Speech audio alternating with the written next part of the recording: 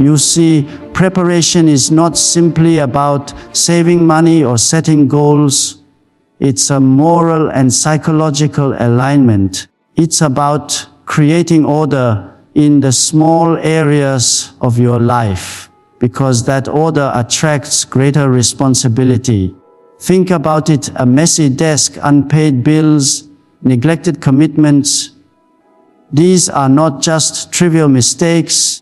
They're reflections of a mind that's not yet prepared to handle increase.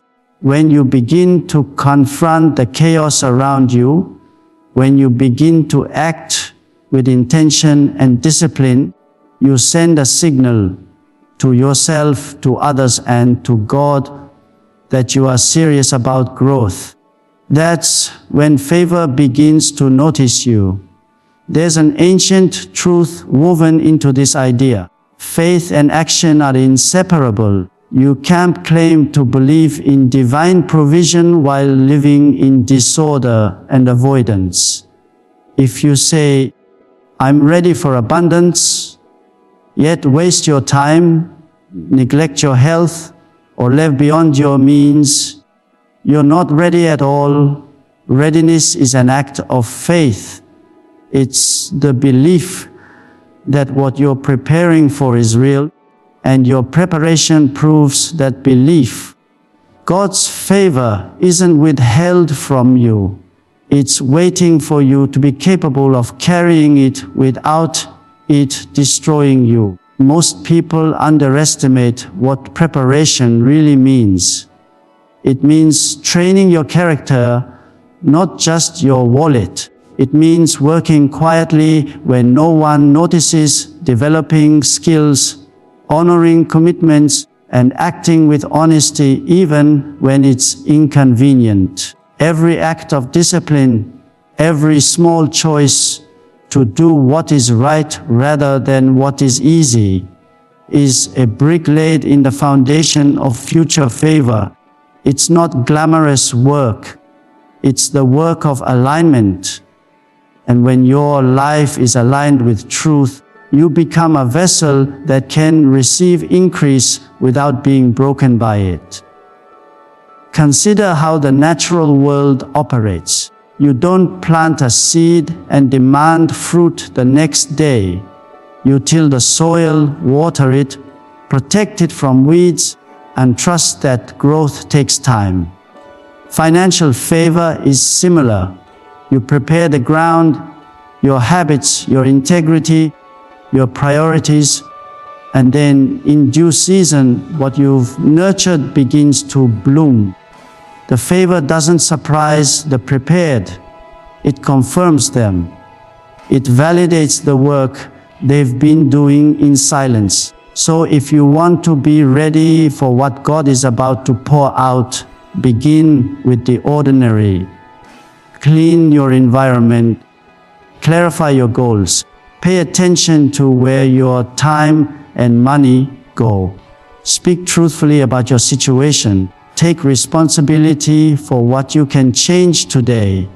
The process may feel mundane. That's exactly where transformation begins. Order creates room for blessing. Chaos repels it. God will not pour new wine into old wineskins. He waits for the new structure to be ready. In the end, preparation is not just about getting what you want. It's about becoming who you need to be. When your inner world becomes disciplined, when your life gains order, you're not just preparing for financial favor. You're preparing for spiritual maturity. You're proving that you can handle both the responsibility and the abundance that come with blessing. And that's when favor flows, not as a random act, but as a divine response to your readiness. Faith is not a wish. It is not a fantasy of comfort or escape. It is a disciplined framework that defines how you perceive and act in the world. People often mistake faith for passive optimism, as if believing alone is enough to bring prosperity. But real faith is not a dream. It is structure, order, and movement. It gives you a framework for living, a compass to navigate uncertainty. When you say that God is about to pour financial favor into your life, that statement cannot remain an emotional affirmation.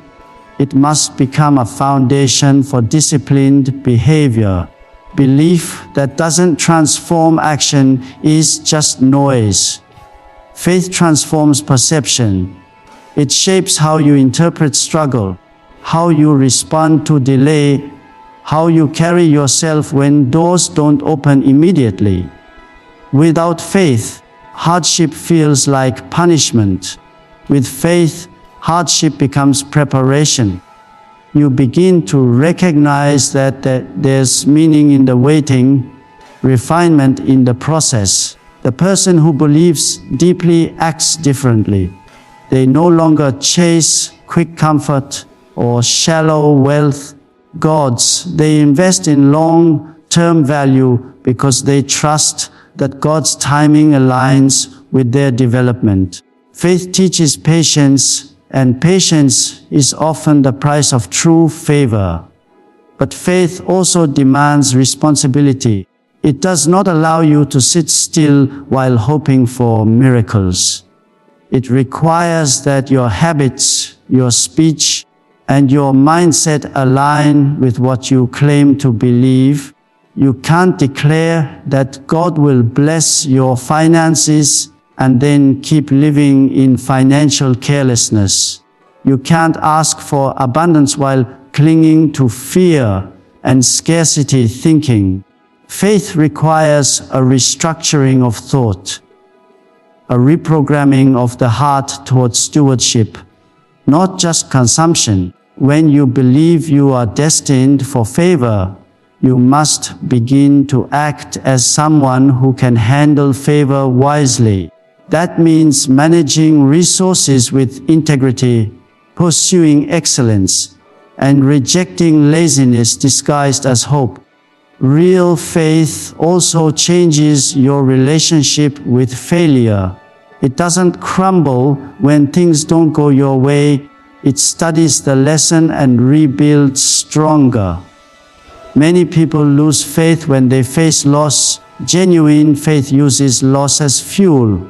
It says, if I am still standing, I'm still in the plan. That mindset turns defeat into development.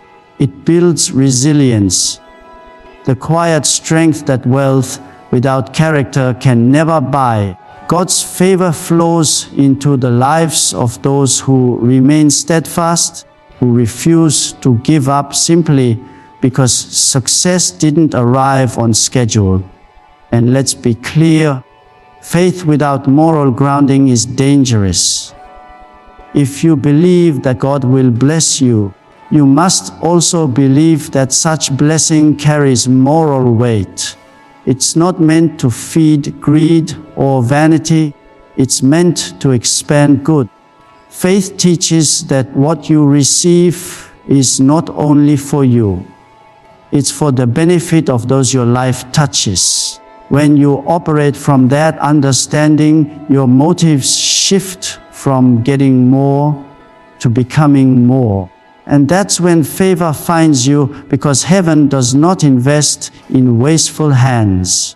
Faith then becomes a living architecture, a set of habits, values, and perceptions that invite divine favor. It turns every decision into an act of alignment. When you walk by faith, you stop reacting to the chaos around you and start responding to the order within you.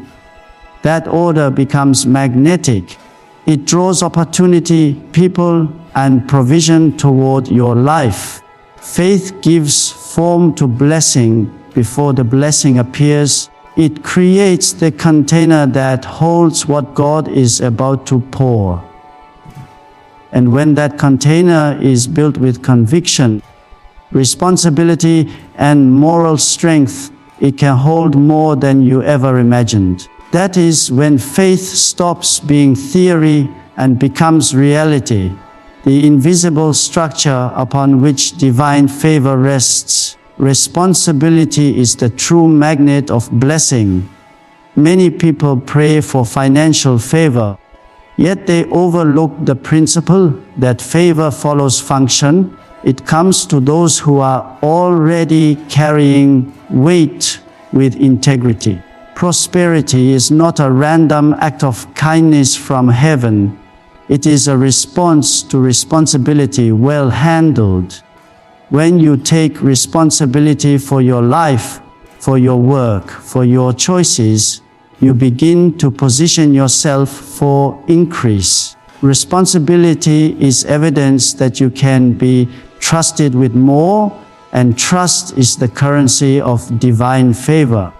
It starts with small things. The person who is faithful in little will be faithful in much. If you cannot manage the resources you have now, your time, your relationships, your work, how will you manage greater abundance? God's favor is not meant to make you comfortable. It is meant to expand your capacity. And before capacity can grow outwardly, it must strengthen inwardly. You must first become the kind of person who can sustain growth without collapsing under its weight. Responsibility is what builds that foundation. When you choose responsibility, you reject the mindset of entitlement. You stop waiting for someone to fix your situation, and you begin to act with accountability.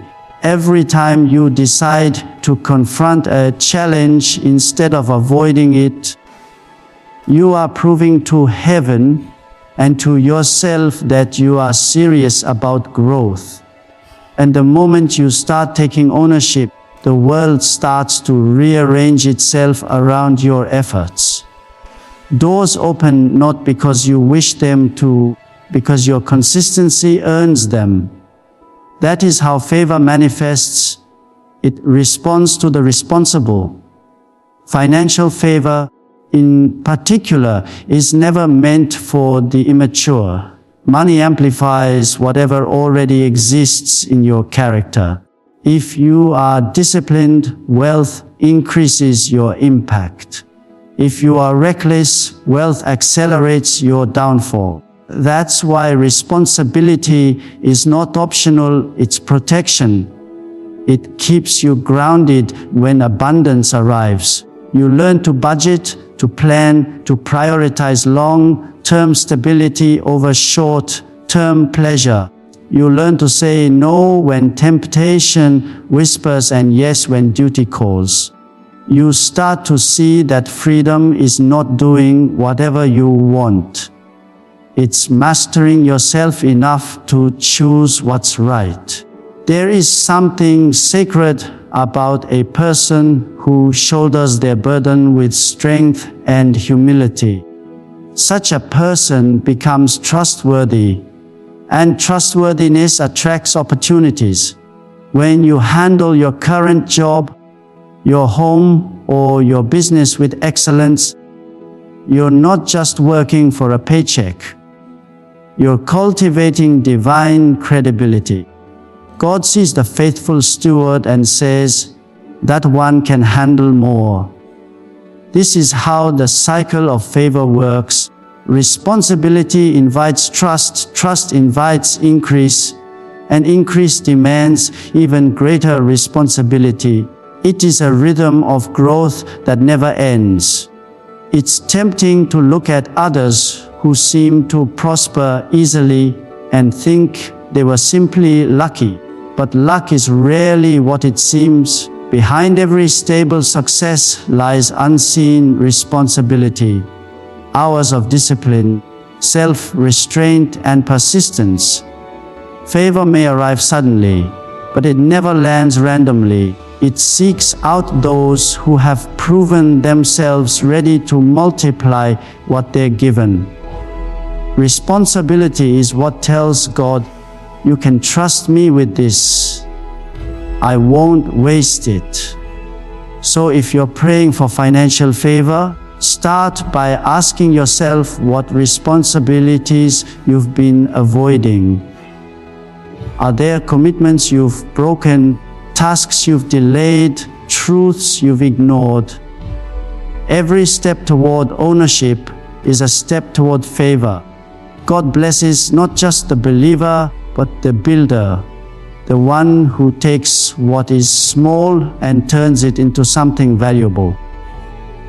When you live that way, favor no longer needs to be chased, it starts chasing you, because heaven recognizes responsibility as readiness, and readiness is the language of abundance. Wealth without moral clarity is a form of decay. It looks like success on the surface, but underneath it corrodes the soul.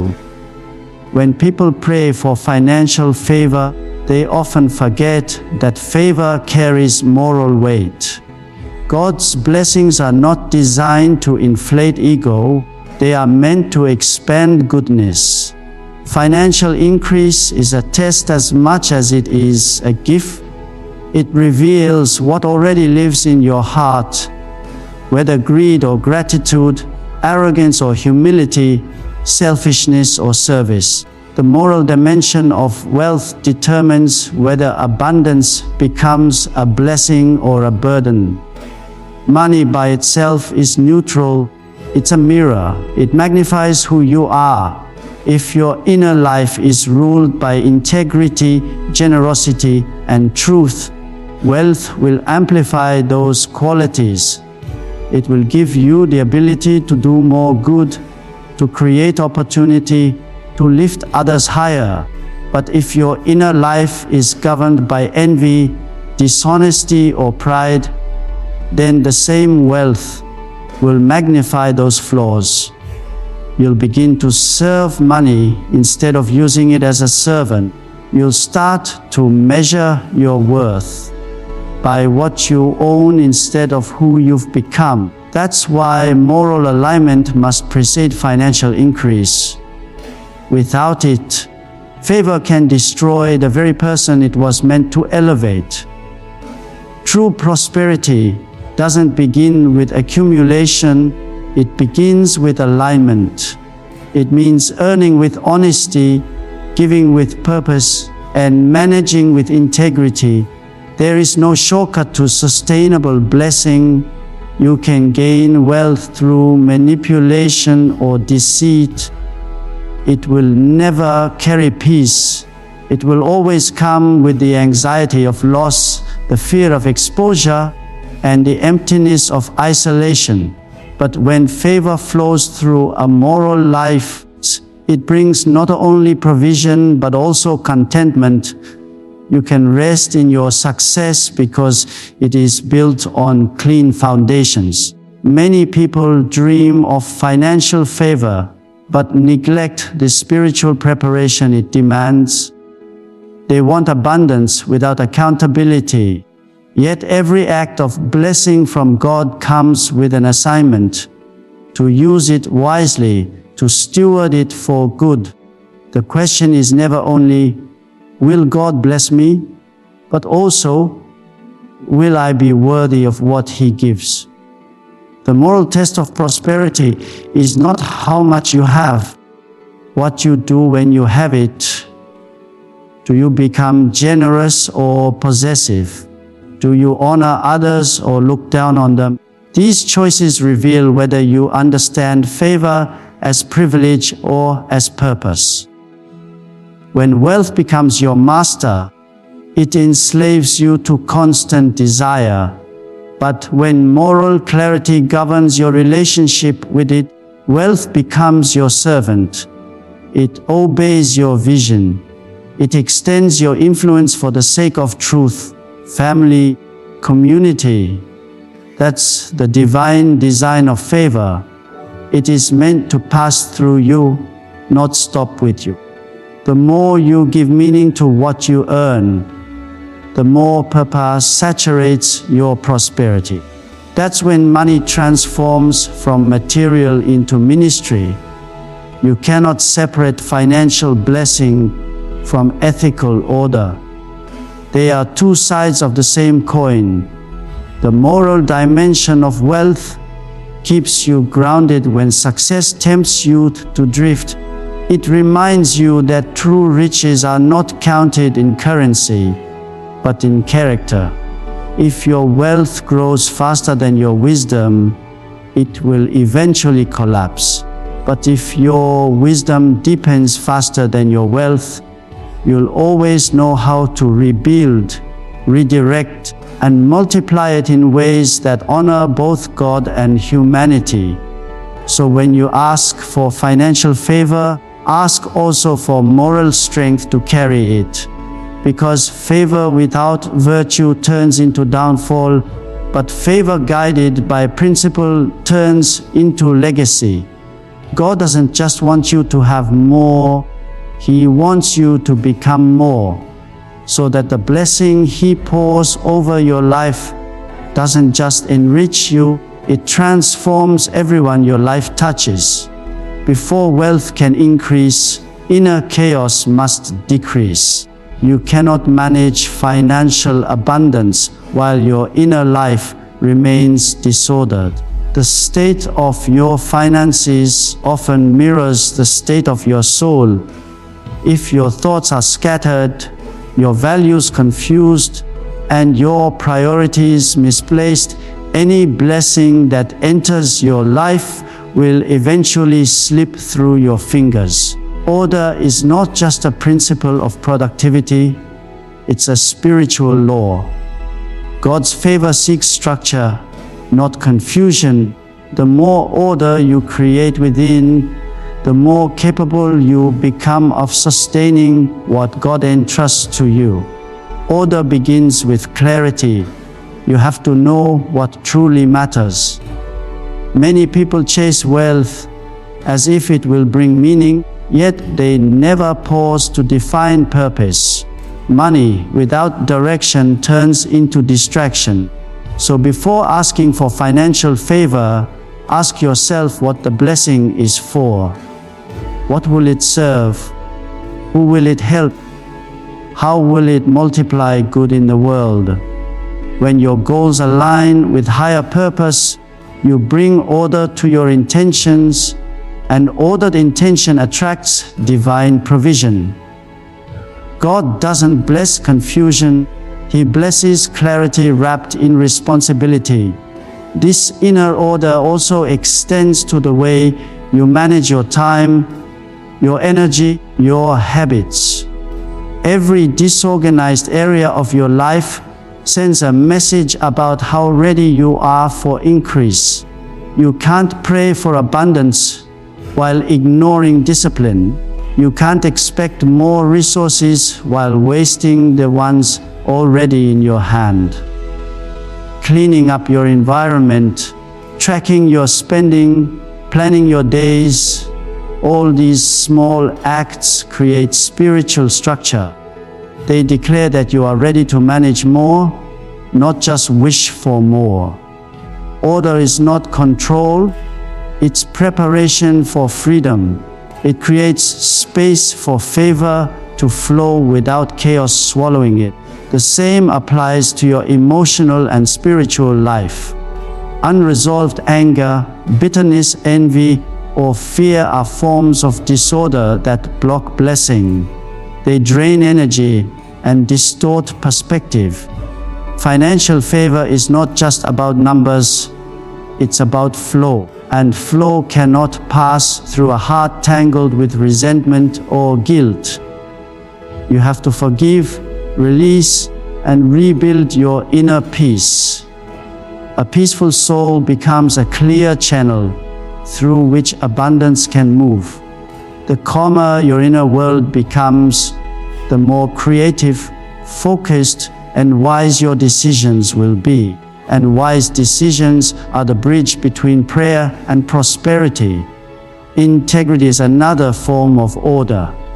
Every lie, every corner cut, Every compromise on your values fractures your internal structure. You may still succeed for a time, it won't last. True favor requires coherence, the alignment of who you are privately and who you are publicly. When your actions reflect truth, when your words and intentions match, you build spiritual credibility. That credibility holds your blessing together. It makes your prosperity stable rather than fragile. Order, in this sense, isn't about rigidity, it's about harmony between your heart, your habits, and your purpose.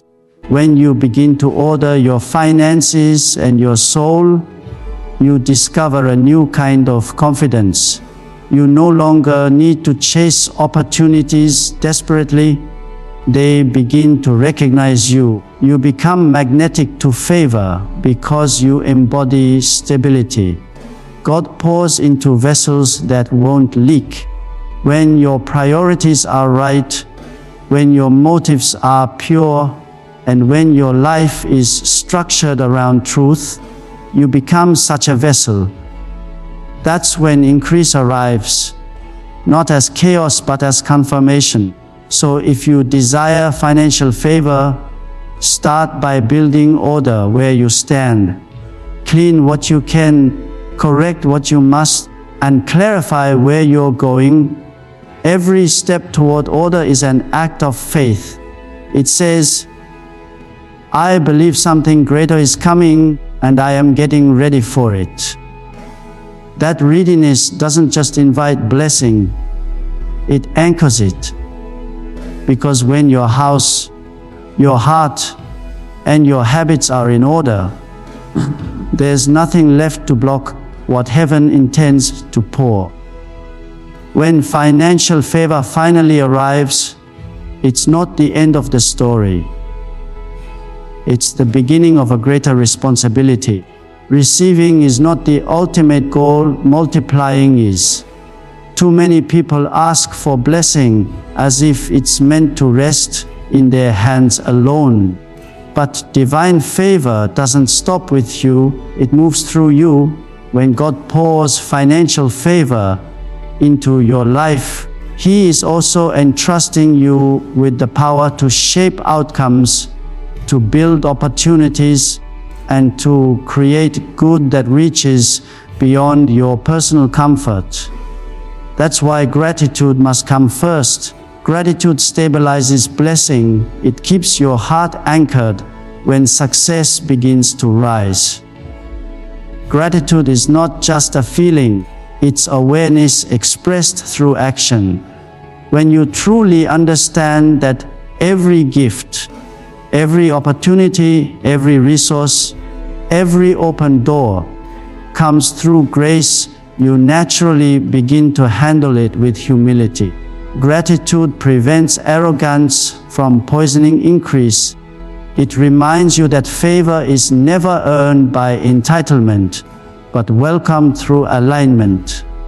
When you live in gratitude, you stop comparing your journey to others and start focusing on stewardship, on how well you manage what's already in your care. Gratitude shifts your mindset from I deserve more to I'm trusted with more, and that subtle shift changes everything. But gratitude alone isn't enough.